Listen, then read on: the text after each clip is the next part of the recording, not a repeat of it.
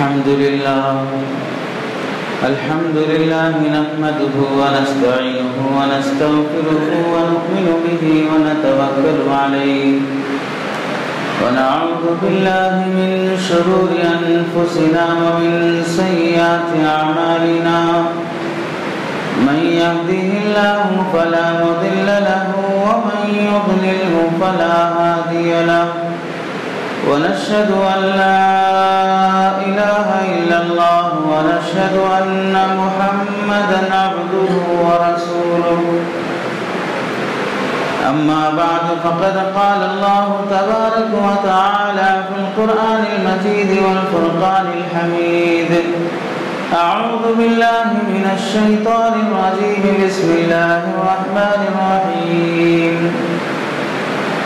يا أيها الناس اتقوا ربكم الذي خلقكم من نفس واحدة وخلق منها زوجها وبث منهما رجالا كثيرا ونساء واتقوا الله الذي تساءلون به والأرحام إن الله كان عليكم رقيبا وقال النبي صلى الله عليه وسلم اتقوا الله في النساء فإنكم أخذتموهن بأمانة الله أو كما قال النبي صلى الله عليه وسلم اللهم صل على سيدنا محمد وعلى آل سيدنا محمد وبارك وسلم اللهم صل على سيدنا محمد وعلى آل سيدنا محمد وبارك وسلم اللهم صل على سيدنا محمد وعلى آل سيدنا محمد وبارك وسلم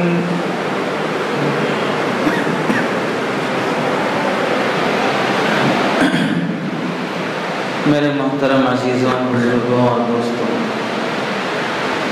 قرآن مجید کی ایک آیت اور ایک حدیث پاک آپ حضرات کے سامنے پڑھی گئی ہے۔ قرآن مجید کی آیت کا تعلق بہت وسیع اور بہت عام ہے، جس سے کئی شریعت کے کئی ابواب سے اسے استفادہ ہوتا ہے۔ یہاں ہمیں قرآن مجید کی آیت سے جو چیز سمجھنی ہے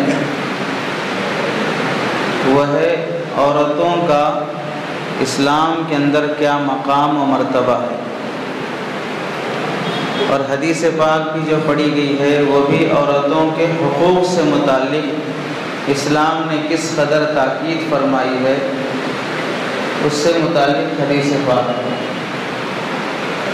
اور آج کا عنوان بھی یہی ہے کہ اسلام میں عورتوں کے کیا حقوق ہیں، اسلام نے عورتوں کو کیا مقام عطا کیا ہے۔ چونکہ اس جمعہ دو مضمون آپ حضرات کے سامنے ہونے تھے، ایک تو رجب شروع ہونے والا ہے، تو ماہ رجب کی بدعات اور رسومات جو ہمارے معاشرے میں پائی جاتی ہیں، کرنا کیا چاہیے کیا نہیں کرنا چاہیے، اور دوسرا عنوان تھا حقوق نسوان۔ چونکہ آج مارچ کی 8 تاریخ ہے تو عالمی پیمانے پر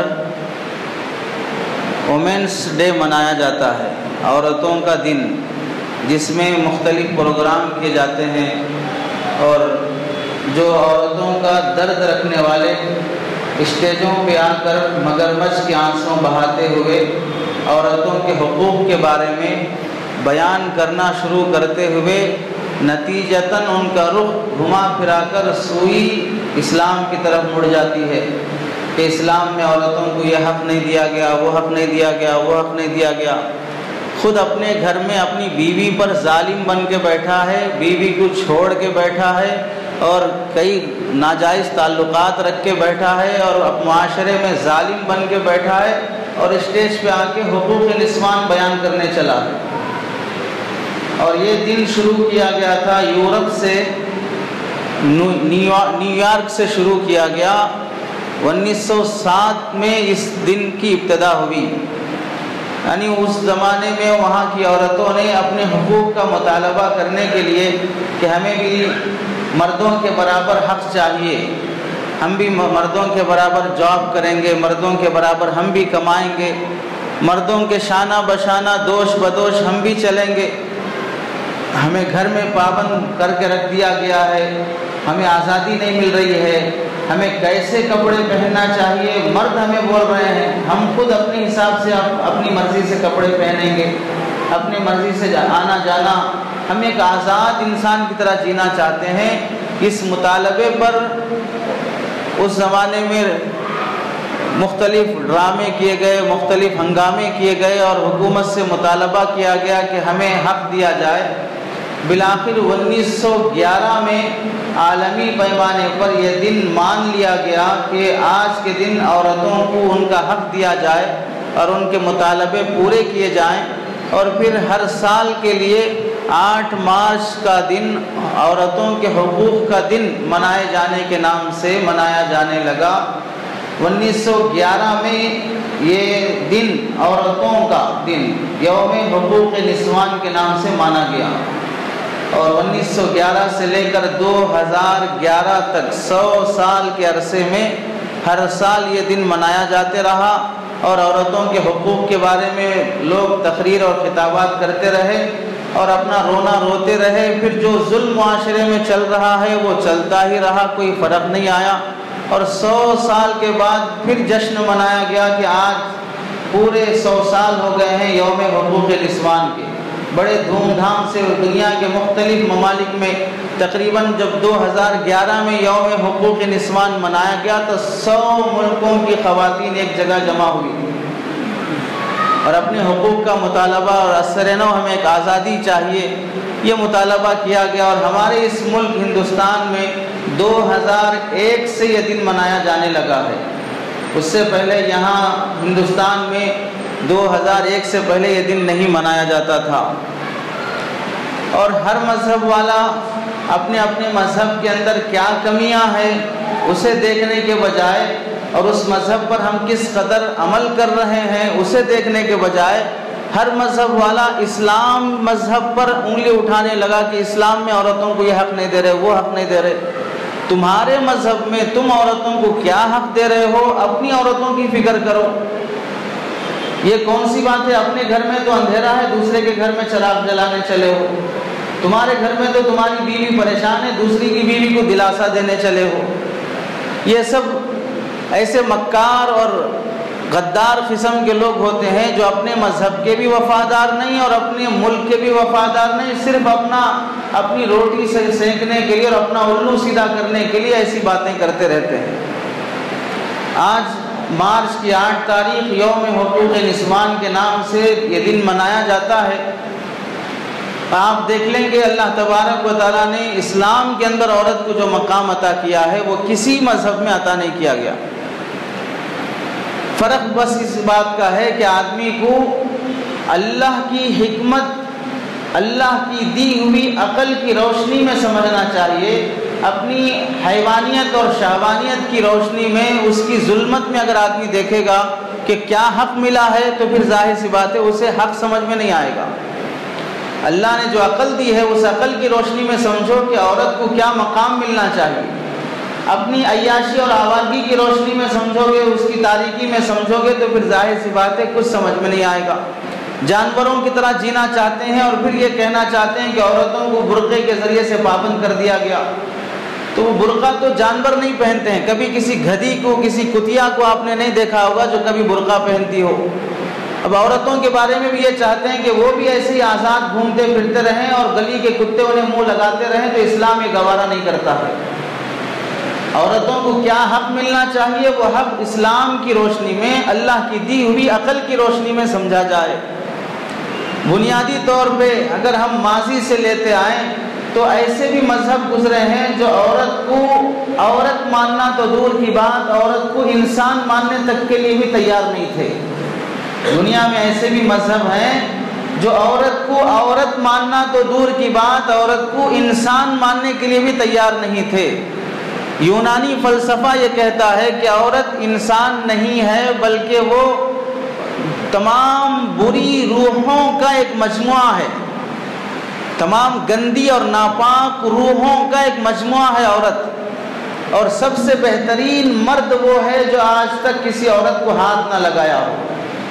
اور عیسائیت یہ کہتی ہے کہ عورت کے ساتھ تم زندگی گزارو، اور اس کے ساتھ جب بندھن بن جائے اور کبھی اس کے ساتھ توڑنے کی نوبت آئے تو بھی توڑنا نہیں، ہمیشہ اس کے ساتھ بندھے رہو، خواہ مرد اس عورت پہ ظلم کیا جا رہا ہو، بیوی ہوتے ہوئے غیروں سے ناجائز تعلق رکھ رہا ہو، پھر بھی اس عورت کو عیسائی مذہب میں اپنے شوہر کے خلاف شکایت کرنے کا حق نہیں ہے۔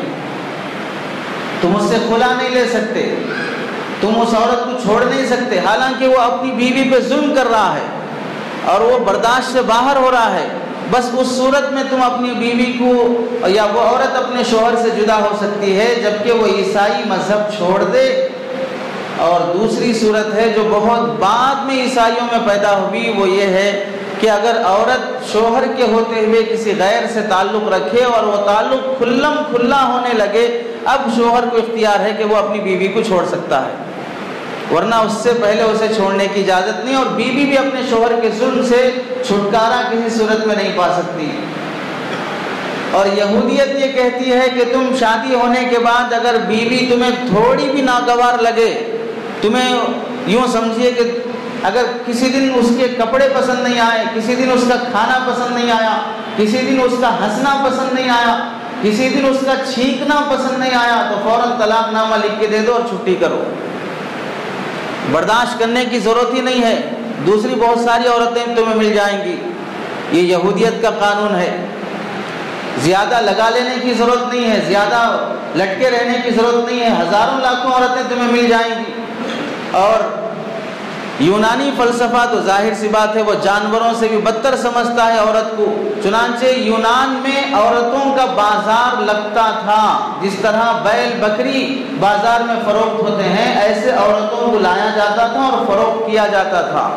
اور آج بھی ہندوستان کے بہت سے شہروں میں اور پورے ملکوں کے بہت سے شہروں میں ایسا رواج ہے، کھلا تو نہیں ہے لیکن چھپے چھپے غریب لڑکیوں کا اسمگلنگ کیا جاتا ہے، انہیں پکڑ کے لا کے دوسرے ملکوں میں لے جا کے بیچ دیا جاتا ہے، لاکھوں کروڑوں روپے کا دھندا صرف غریب بچیوں کے ذریعے سے کیا جاتا ہے، اور اسلام کبھی سے گوارا نہیں کرتا ہے۔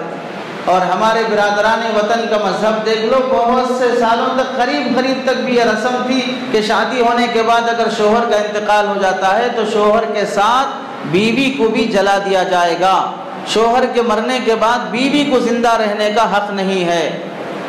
بعد میں اسلام کا کرم یہ ہوا کہ کئی بار سمجھانے کے بعد اس قانون کو بدلنا پڑا اور سمجھ میں آیا، ورنہ پھر دو تین سال پہلے راجستھان میں پھر یہی واقعہ پیش آیا کہ شوہر کے مرنے کے بعد بیوی کو اس کی چتا کے ساتھ جلا دیا گیا۔ اور اسلام بھی شوہر کے انتقال کے بعد بیوی کو حق دیتا ہے کہ چند دنوں تک اپنے شوہر کی جدائی میں غم کرو، پھر اس کے بعد اپنی خوشی کی زندگی گزارنے کے لیے تم جس سے چاہے نکاح کر سکتے ہو۔ مطلقہ عورتوں کے لیے شریعت نے مستقل احکام رکھے ہیں۔ تو یہ دوسرے مذاہب کا اور اسلام کا تعلق جہاں تک ہے، اسلام بنیادی طور پر یہ حکم دیتا ہے، یا ایھا الناس اتقوا ربکم الذی خلقکم من نفس واحدہ، اے لوگوں اس اللہ سے ڈرو جس اللہ نے تم سب کو ایک ذات حضرت آدم سے پیدا کیا، من نفس واحدہ وخلق منها زوجها، اور اسی حضرت آدم کی ذات سے اللہ تعالیٰ نے ان کی بیوی اور ان کا جوڑا بنایا۔ یہاں اللہ تعالیٰ کس قدر برابری فرماتے ہیں تخلیق میں کہ پیدائش میں ہم نے حضرت آدم کو پیدا کیا اور ان کا ساتھی اور جوڑا بنا کر ہم نے حضرت حوا کو پیدا کیا، عورت کو پیدا کیا۔ تو عورت مرد کا جوڑا ہے، مرد کی ساتھی ہے، اسے حقوق میں تخلیق میں برابر کا درجہ دیا ہے، اور پیدا ہونے کے بعد اسے زندگی اور جینے کا حق دیا ہے۔ زمانے جاہلیت میں لوگ بیٹی پیدا ہوتی تو اسے زندہ دفن کر دیتے تھے۔ 100 واقعات ایسے زمانے جاہلیت کے لکھے ہوئے کتابوں میں جس میں اس وجہ سے لڑکیوں کو زندہ قبر میں دفن کر دیا جاتا کہ ہمارے معاشرے میں لڑکی پیدا ہونا یہ عار کا اور شرم کا سبب سمجھا جاتا تھا۔ اور آج بھی بہت سے گھرانوں میں جہاں پر ظالم شوہر اور ظالم ساس کی چلتی ہے۔ اگر پتہ چلا کہ پیٹ میں حمل میں لڑکی ہے تو اسے وضع حمل کے لیے مجبور کیا جاتا ہے، اسے ابارشن کے لیے مجبور کیا جاتا ہے۔ اگر پیدا بھی ہو جائے کسی طرح تو پھر ساس اس بہو کو ٹارگٹ بنا کے ٹارچر کرتی رہتی ہے کہ ایسا ہوا ویسا ہوا، یہ خرچہ لے کے آؤ، وہ خرچہ لے کے آؤ۔ ایسا جاہلانہ رسم و رواج اسلام کے مزاج کو نہ سمجھنے والے مسلمان آج بھی کر رہے ہیں۔ اور جس کے یہاں لڑکے ہی لڑکے پیدا ہوتے ہوں تو اس بہو کی بڑی مانگ ہوتی ہے۔ یوں معلوم ہوتا ہے کہ یہ پیدا کرنے والی مائیں یہ کوئی فیکٹری ہیں، آپ اس میں جیسا چاہے میٹیریل ڈال کر آپ کبھی اس سے لڑکے پیدا کر لیں، کبھی لڑکیاں پیدا کر لیں، کبھی بھینس بیل پیدا کر لیں، یوں سمجھ میں آتا ہے، حالانکہ لڑکی کے اختیار میں بھی نہیں ہے کہ کیا پیدا ہونا ہے۔ زمانے جاہلیت میں لڑکی کو زندہ رہنے کا حق نہیں تھا، جیسے آج بھی بہت سے الٹرا ساؤنڈ جب سے نکلا ہے اس کے بعد سے یہ بدترین جہالت کا دور پھر دوبارہ شروع ہو گیا۔ آج اگرچہ قانونی طور پر پابندی ہے، لیکن جہاں پیسہ پھینک دیا جائے وہاں قانون بھی بک جاتا ہے۔ اور اسلام میں لڑکی کو جینے کا حق دیا گیا اور حکم دیا گیا وَإِذَا الْمَوْءُودَةُ سُئِلَتْ بِأَيِّ ذَنبٍ قُتِلَتْ، جب تم لڑکی کو دفن کر دو گے تو تم سے پوچھا جائے گا کس جرم میں تم نے اسے دفن کیا ہے۔ اس معصوم بچی کی کیا غلطی تھی؟ جب دنیا کی عدالتوں میں لوگ زمینوں کی خاطر لڑتے ہیں، اپنی جائیداد اور پراپرٹی کے خاطر ایک دوسرے کے خلاف مقدمہ کرتے ہیں، ایسے ہی کل قیامت کے دن اللہ کی عدالت لگے گی اور اس عدالت میں مقدمہ دائر کرنے والی ایک معصوم بچی ہوگی، اور ادھر کس خلاف کس کے؟ وہ خود اس کے ماں باپ کے خلاف مقدمہ دائر کرے گی، اور اللہ پوچھیں گے اس لڑکی اور معصوم بچی کی طرف سے کہ اس معصوم کو تم نے کیوں دفن کیا ہے۔ وہاں مجرم بن کر کوئی محلے کا گنڈا نہیں ہوگا، وہاں مجرم بن کر کوئی روڈی نہیں ہوگا، وہاں مجرم بن کر خود اس کے ماں باپ ہوں گے جس کے پیٹ میں وہ بچی جنم لے رہی تھی۔ اور انصاف دلانے والی اللہ کی ذات ہوگی جہاں رشوت نہیں چلتی ہے، جہاں پر رشتہ داری نہیں چلتی ہے۔ اسلام نے سب سے پہلا حق عورت کو یہ دیا کہ عورت کو، لڑکی کو جینے کا حق دو، اسے مرنے سے پہلے ہی مت مارو، اسے اپنی موت سے پہلے اس کے ساتھ ظلم زیادتی نہ کرو۔ اور اللہ کے نبی صلی اللہ علیہ وسلم نے فضائل بیان فرمائے، جو لڑکی کو پالے گا، اس کی بہترین تربیت کرے گا، اسے بہترین تعلیم دے گا، اسے اچھی جگہ نکاح کر کے دے گا، اس کا نام اچھا منتخب کرے گا، اس کے رشتے کے لیے خاندان اچھا منتخب کرے گا۔ اللہ کے نبی صلی اللہ علیہ وسلم نے فرمایا کل قیامت کے دن وہ ایسا تربیت کرنے والا باپ اللہ کے نبی صلی اللہ علیہ وسلم کے ساتھ جنت میں رہے گا۔ 3 بیٹیوں کی پرورش کرو، محمد صلی اللہ علیہ وسلم کے ساتھ جنت میں جگہ پاؤ۔ اللہ کے نبی سے پوچھا گیا یا رسول اللہ 3 بیٹیاں نہیں ہیں، 2 ہوں تو کیا ہے؟ اللہ کے نبی نے فرمایا 2 کی بھی بہترین پرورش کر لو، کل قیامت کے دن میرے ساتھ۔ اس طرح اللہ کے نبی نے 2 انگلیوں کا اشارہ کر کے فرمایا میرے ساتھ ایسے رہو گے کل قیامت کے دن۔ نبی کا پڑوسی بن رہا ہے انسان کس وجہ سے؟ اپنی بیٹی کی صحیح تربیت کرنے کی وجہ سے۔ بیٹے کی تربیت کا ثواب ملے گا، لیکن نبی کے ساتھ مصاحبت کا کوئی فضیلت اللہ کے نبی نے نہیں بیان فرمائی۔ اور اگر راوی حضرت ابن عباس، حضرت عائشہ رضی اللہ تعالیٰ عنہما فرماتے ہیں اللہ کے نبی سے اگر پوچھا جاتا ایک بیٹی اگر کسی کی ہو اس کی پرورش کی جاتی تو کیا حکم ہے؟ اللہ کے نبی صلی اللہ علیہ وسلم ایک بیٹی کے بارے میں بھی یہی حکم فرماتے اور یہی فضیلت بیان فرماتے۔ سب سے پہلا حق اسلام نے بیٹی کو جینے کا حق دیا ہے۔ اور آج سروے کر لو، رپورٹ دیکھ لو ہندوستان کی یا باہر ملکوں کی، ہر سال کتنی لڑکیاں پیٹ میں ہی مار دی جاتی ہیں، ہر سال کتنے ہزار لڑکیاں پیٹ ہی میں مار دی جاتی ہیں کہ بیٹی پیدا ہونے کو عار سمجھا جا رہا ہے۔ اور معاشرے نے جو رسومات اپنے ذمہ لازم کر لی ہیں اس کی وجہ سے بیٹی پیدا ہونا ایک بوجھ بن گیا اور بیٹی پیدا کرنے والی ماں ایک مجرمہ بن گئی ہے۔ اور دوسرا حق اسلام نے دیا کہ بیٹی پیدا ہونے کے بعد اس کی پرورش اور اس کے ساتھ حسن سلوک کا بہترین توجہ اس کی طرف کی جائے۔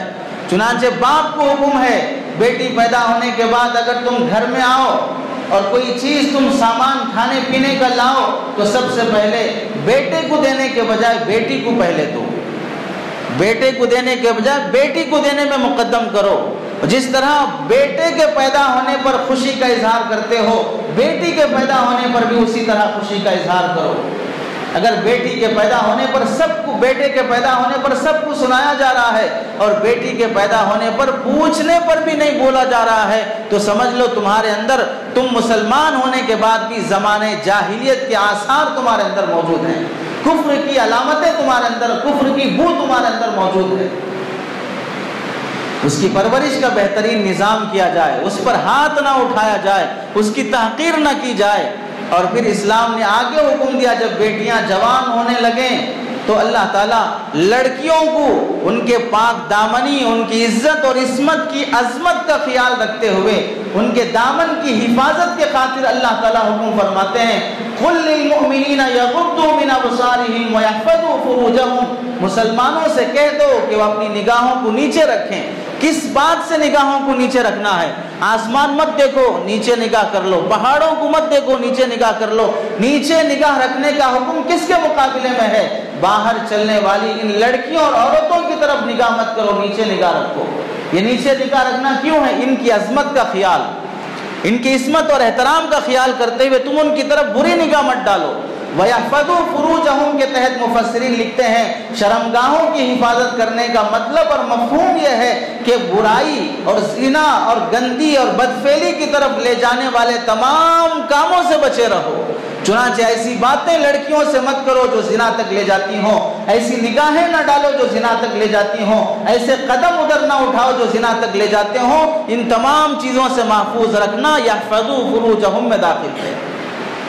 اس کی عزت اور عصمت کا خیال رکھتے ہوئے یہاں تک اللہ تعالیٰ نے حکم فرمایا کہ اگر تمہاری باندی نوکرانی جسے تم خرید کر لائے ہو، اگر وہ یہ چاہتی ہیں کہ پاک دامن رہ کر زندگی گزاریں، تو پھر تم آزاد لوگ جن کے اخلاق اور کردار اعلیٰ ہوتے ہیں، تمہیں ہرگز اس بات کی اجازت نہیں ہے، جب باندی پاک دامن رہنا چاہتی ہے، تم آقا اور اونر ہو کر اپنی باندی کو بدفعلی میں کیسے مبتلا کر سکتے ہو؟ زمانے جاہلیت میں لوگ باندیوں کو خرید لیتے تھے اور خرید کر جس طرح گھروں میں کام کاج اس سے کراتے تھے، ویسے ہی ان باندیوں کو رکھ کر دھندا کراتے تھے۔ اللہ تعالیٰ نے حکم فرمایا کہ عورتوں کے ساتھ باندیوں کے، باندی عورت ہی ہوتی ہے، عورت کے حقوق بیان کیے جا رہے ہیں، خواہ وہ عورت آزاد ہو خواہ وہ عورت باندی ہو، باندی کے ساتھ یہ رویہ نہ کرو۔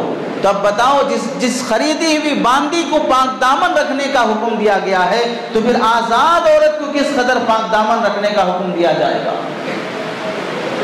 چنانچہ حدیث قرآن مجید میں اللہ تبارک و تعالیٰ فرماتے ہیں قُلْ لِلْمُؤْمِنَاتِ يَغْضُضْنَ مِنْ أَبْصَارِهِنَّ، عورتوں سے بھی حکم ہے، تم اپنی دامن کی حفاظت کرنا چاہتے ہو، تم پر کوئی شرابی، کوئی کبابی، کوئی زانی، کوئی غلیظ قسم کا انسان، خبیث فطرت کا آدمی تمہاری طرف نگاہ نہ اٹھا کر دیکھے، تم اپنی نگاہوں کو نیچے رکھے چلو، تم اپنی عزت اور عصمت کی حفاظت کی فکر کرو، پورے جسم کو ڈھانپ کر باہر نکلو، بلا ضرورت باہر نہ نکلو، خوشبو لگا کر باہر نہ نکلو، اور ایسے انداز اور ایسے ناز نخرے سے نہ چلو کہ لوگوں کی نگاہیں تم پر متوجہ ہو جائیں۔ اگر تم ایسا کرو گی تو تمہارا دامن محفوظ رہے گا، اگر نہیں کرو گی، خوشبو لگا کر نکلو گی، تنگ ٹائٹ اور چھوٹے پتلے کپڑے پہن کر نکلو گی، جا گھر سے نکل کر واپس آنے تک اللہ کی لعنت تم پر برسے گی، اور تمہیں اللہ تعالیٰ زنا نہ کرنے کے باوجود زانیہ کے حکم میں لکھے گا کہ تمہیں خود اپنے دامن کی اور عزت اور عصمت کی حفاظت کی فکر نہیں ہے۔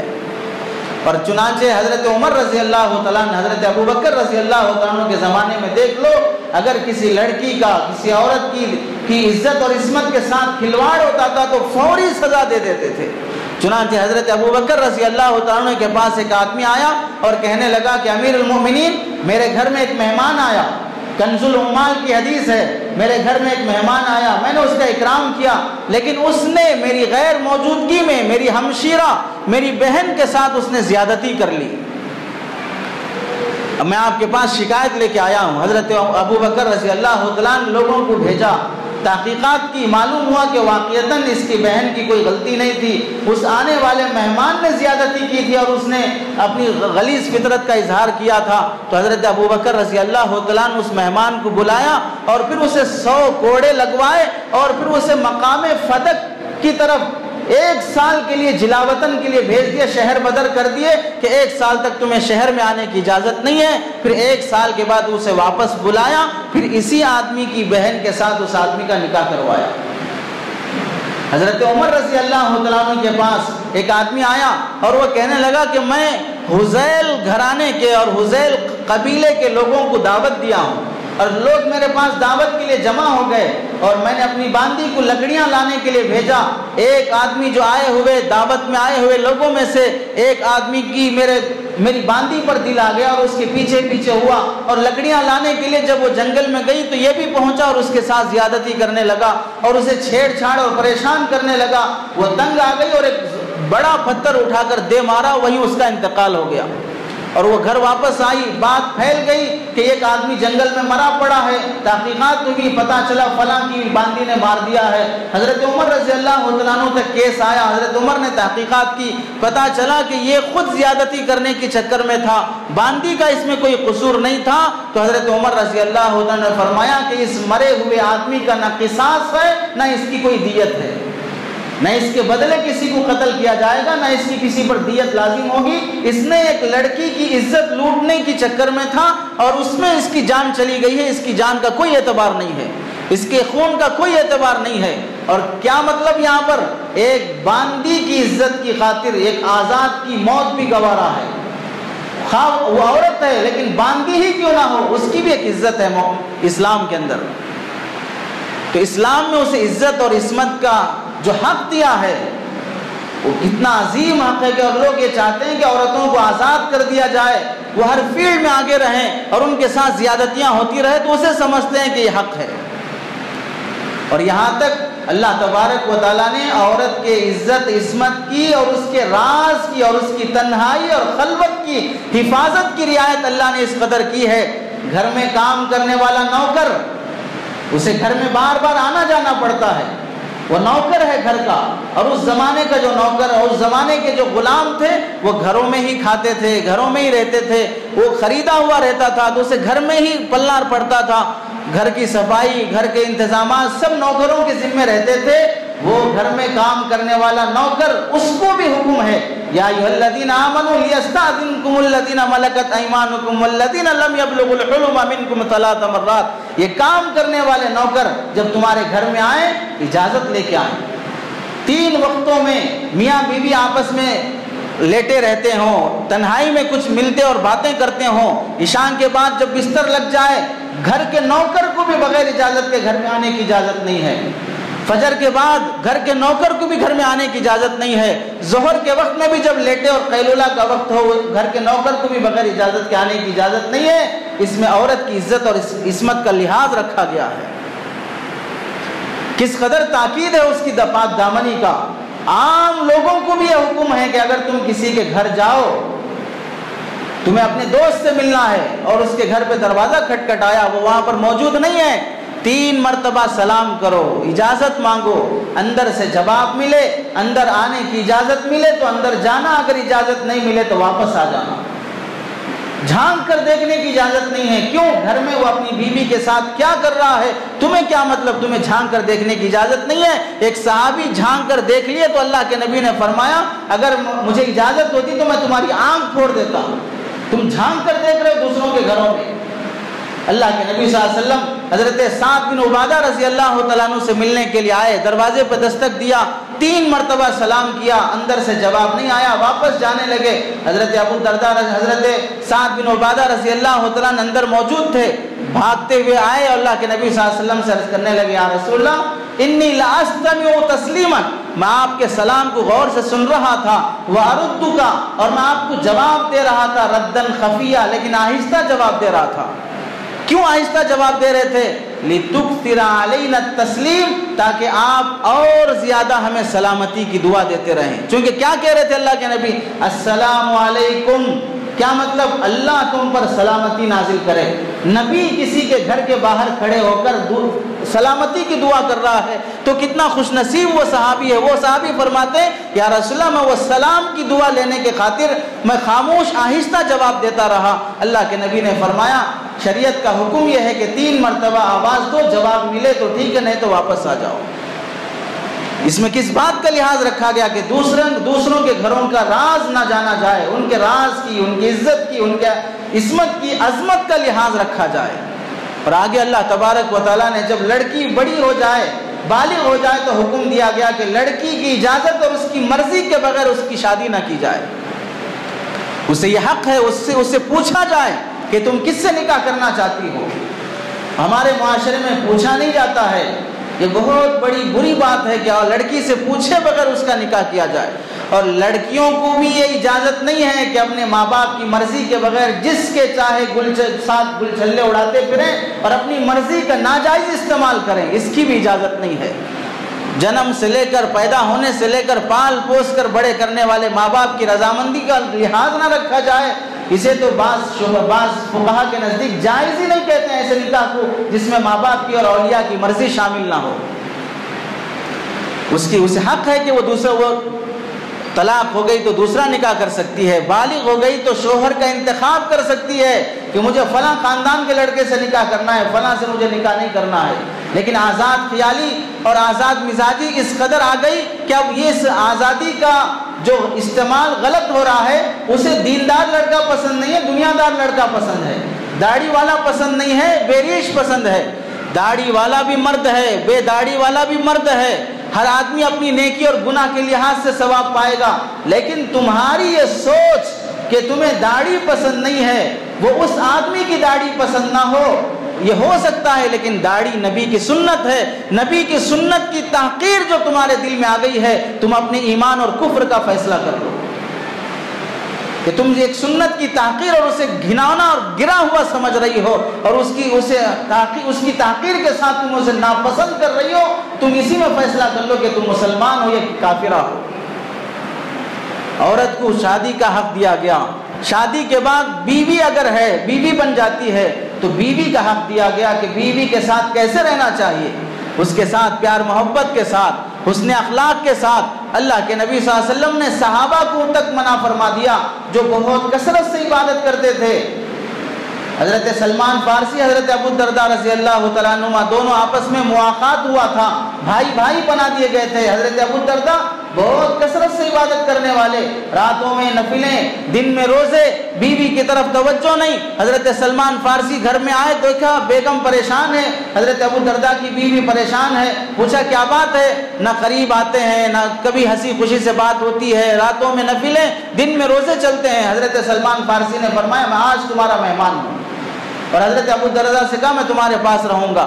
رات کا کھانا کھا لیے اور جب سونے کے لیے گئے تو حضرت سلمان بستر پہ گئے, حضرت ابو الدرداء مصلے پہ کھڑے ہونے لگے تو حضرت سلمان نے ہاتھ پکڑ کے کھینچا, آؤ سو جاؤ بازو, تم ہی بڑے عبادت گزار نہیں ہو, ہم بھی نبی کو دیکھے ہیں, عبادت کب کرنا ہے کب نہیں کرنا ہم کو بھی معلوم ہے, تمہارا جسم کا تم پر حق ہے, سو باؤ.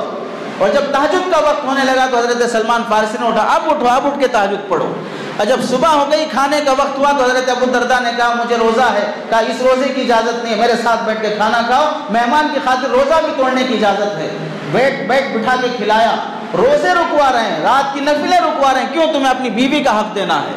حضرت عثمان بن مظعون رضی اللہ تعالیٰ عنہ کی بیوی حضرت عائشہ رضی اللہ تعالیٰ عنہ کے پاس آئی, بنی سوری نہیں تھی, بالکل میلے کچیلے کپڑے تھے. حضرت عائشہ نے پوچھا تم اپنے شوہر کے لیے بنتی سورتی نہیں ہو؟ تو حضرت عثمان بن مظعون کی بیوی کہنے لگی میرا شوہر تو دیکھتا بھی نہیں ہے میری طرف, میں کس کے لیے بنوں سوروں. حضرت عائشہ رضی اللہ تعالیٰ عنہ نے نبی کے آنے کے بعد اللہ کے نبی کو سنایا کہ ان کا شوہر ان کے ساتھ پیار محبت سے نہیں رہتا ہے.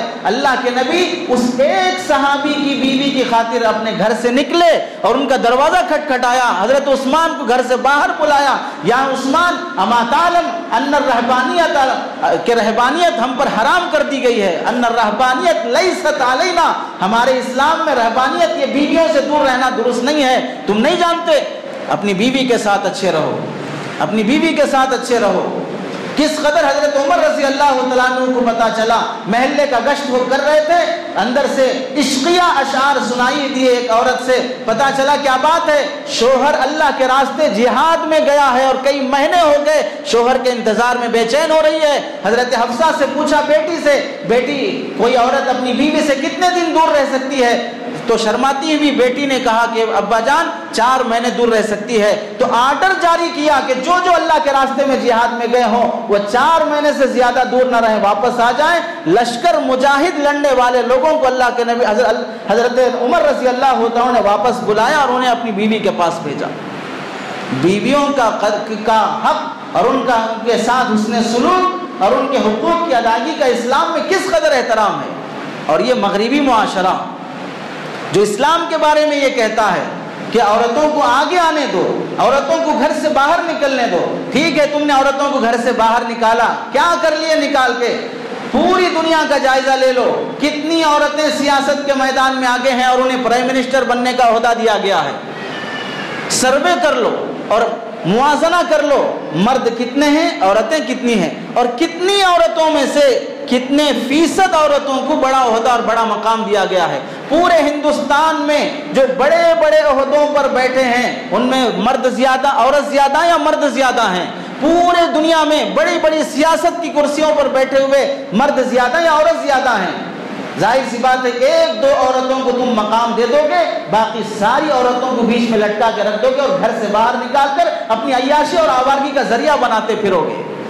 تمہیں مل جائیں گی، تم یہاں سے نکلو، عدالتوں میں جاؤ، وکیل بن کر کیس لڑتی ہوئی تمہیں عورتیں دکھائی دیں گی، یہاں سے نکلو ہاسپٹلوں میں جاؤ، تمہیں عورتیں آپریشن کرتی ہوئی دکھائی دیں گی، یہاں سے نکلو اور جاؤ، تمہیں میڈیا میں، پرنٹ میڈیا میں، الیکٹرانک میڈیا میں عورتیں اپنا معافی ضمیر ادا کرتے ہوئے اور اپنی جوشیلی تقریریں کرتے ہوئے تمہیں دکھائی دیں گی، اور میدانوں میں چلے جاؤ، تمہیں کرکٹ، تمہیں والی بال کے اور فلاں فلاں میدان میں، ٹینس کے میدان میں بھی تمہیں لڑکیاں مل جائیں گی، اور تم یہاں سے چلے جاؤ، تمہیں دوسرے بزنس کے میدان میں، بینکنگ کے میدان میں، فلاں میدان میں، تعلیم کے میدان میں، اور پولیس بننے تک اور یہاں تک کہ پہلوان بننے تک بھی تمہیں عورتیں مل جائیں گی۔ لیکن سچ بتاؤ، عورتوں کو پہلوان بنانا ان کا حق ہے، عورتوں کو پائلٹ بنانا ان کا حق ہے، عورتوں کو تم یہاں سے نکال کے بینک کی کرسی پر بٹھانا ان کا حق ہے۔ عورتوں کا حق یہ ہے کہ اس کی عزت محفوظ رہے، عورتوں کا حق یہ ہے کہ ایک معصوم بچے کو ایک پرورش کرنے والی سچی ماں اسے ملے۔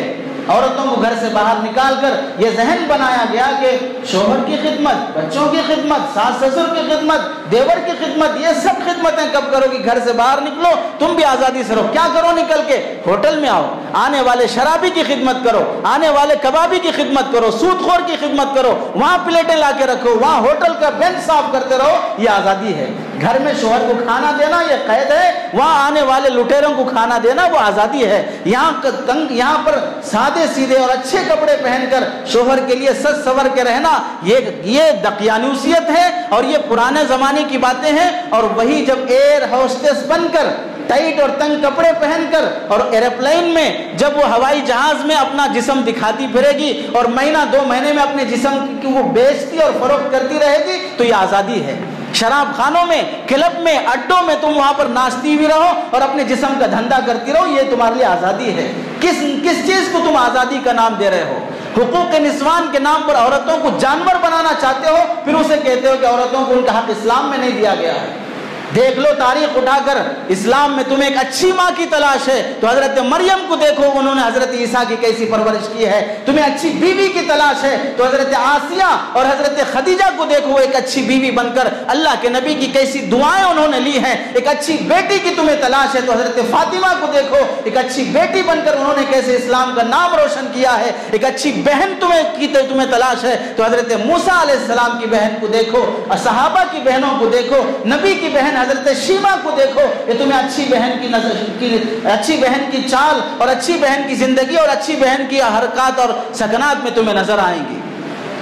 اچھی خواتین اور اسلام کی بلند اور سرمایہ دار اور اسلام کی پاک دامن خواتین تمہیں یہاں نظر آئیں گی، جنہیں حضرت عبد القادر جیلانی بنانے والی ایک ماں ہے، حضرت جنید بغدادی بنانے والی ایک ماں ہے، امام بخاری کو بخاری بنانے والی ایک ماں ہے، حضرت احمد شہید کو ایک بہترین سپاہی اور بہترین شہید بنانے والی ایک ماں ہے، حضرت ابو حنیفہ کو، حضرت امام شافعی کو، حضرت نظام الدین اولیاء کو، حضرت خواجہ اجمیری رحمت اللہ علیہ کو، ان اولیاء کو ولی کس نے بنایا؟ ماؤں کی تربیت کا دخل ہے، ان کی ماؤں کی تربیت کا دخل ہے۔ آج ملتی ہیں ایسی مائیں، تمہیں کلبوں میں ملتی ہیں ایسی مائیں، پارکوں میں ملتی ہیں ایسی مائیں، آنکھوں کے سامنے تمہاری بچیوں کی عزت لوٹ رہی ہے۔ ماں اگر ہاتھ اٹھا دے تو ماں پر کیس کرنے والی لڑکی یہ تمہاری اچھی بیوی بن سکے گی، اس کی گود سے تمہیں کوئی اچھا بیٹا جنم لے گا۔ کیسی تم بے وقوفی اور احمقانہ سوچ رکھتے ہو، عورتوں کو گھر سے باہر نکال کر ایک بہترین بیوی بنانا چاہتے ہو، بیویوں کا تبادلہ کرتے ہو کہ آج میری بیوی تمہارے ساتھ، تمہاری بیوی فلاں کے ساتھ، بیویوں کا تبادلہ یہ بیویوں کی آزادی ہے۔ بیٹیاں غیروں کے ساتھ گھومتے رہیں، شادی سے پہلے شادی کا تجربہ کر لیں اور ہزاروں مردوں سے تعلقات قائم کر لیں، یہ اس کی آزادی ہے۔ افسوس ہے ایسی عقل پر، ایسی زندگی کو ایک جانور بھی جینا گوارا نہیں کرتا ہے، ایسی زندگی تو ایک جنگل کا درندہ بھی جینا گوارا نہیں کرتا ہے۔ شیر بھی کبھی اپنی شیرنی کو دوسرے کے ساتھ دیکھتا ہے تو اس کی غیرت گوارا نہیں کرتی ہے۔ اونٹ کے بارے میں علامہ دمیری نے لکھا ہے، اونٹنی کے ساتھ اگر کوئی دوسرا اونٹ جس سے اس کا تعلق نہیں ہے وہ اگر دیکھ لیتا ہے تو اونٹ کے بچے بھی یہ گوارا نہیں کرتے ہیں اور حسد اور دشمنی سے اس اونٹ کا بدلہ لیتے ہیں، اور یہاں تک جانوروں میں پایا جاتا ہے، تو پھر انسان ایسا درندہ کیوں بنتا جا رہا ہے؟ قرآن مجید میں اللہ نے فرمایا اولئک کالانعام بل هم اضل، یہ جانور نہیں، جانوروں سے بھی گرے ہوئے ہیں جو عورتوں کو ایسی آزادی دلانا چاہتے ہیں۔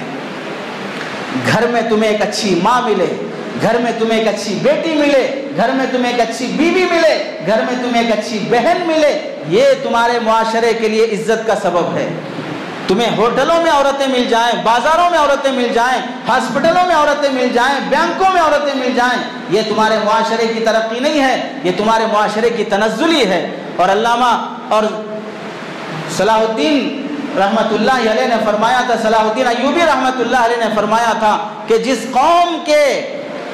قوم کو تباہ و برباد کرنا ہو، ہلاک کرنا ہو، اس قوم کو گولہ بارود سے، بندوق سے اور تیر و تفنگ سے ہلاک کرنے کی ضرورت نہیں ہے۔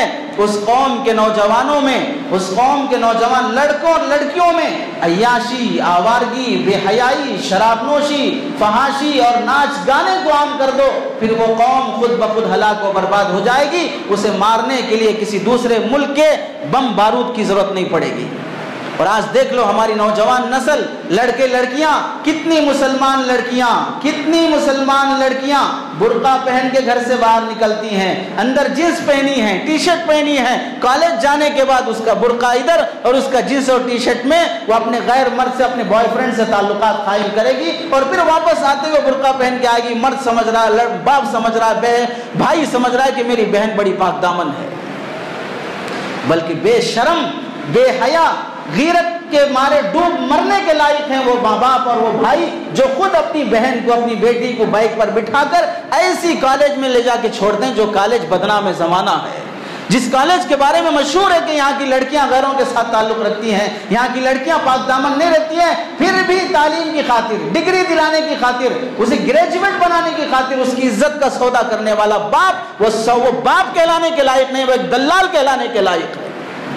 شرم نہیں آتی کہ جب معلوم ہے کہ ہمارے یہاں پر عزتیں لوٹی جاتی ہیں، یہاں پر تعلقات رکھے جاتے ہیں، بچیوں کی عزت و عزت وہاں پر محفوظ نہیں ہے، پھر بھی کیا وہ گریجویٹ، وہ ڈگریاں اسلام سے بڑھ کر ہیں، اس کی پاک دامنی سے بڑھ کر ہیں؟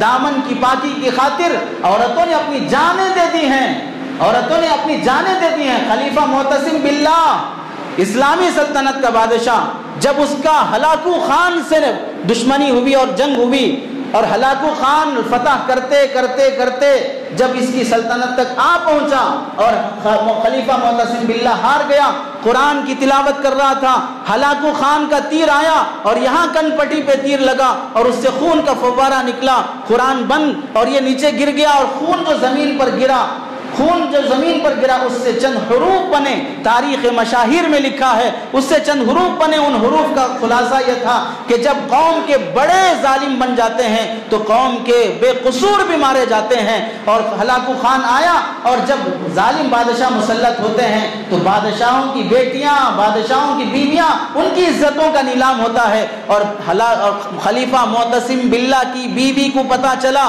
کہ میرا شوہر بادشاہ مارا گیا اور ہلاکو خان ظالم بادشاہ آ رہا ہے، تو اس نے اپنی باندی کو بلایا اور کہا کہ جب بادشاہ میرے قریب آئے تو میں تمہیں اشارہ کروں گی، اس تلوار سے میرے جسم کے 2 ٹکڑے کر دینا۔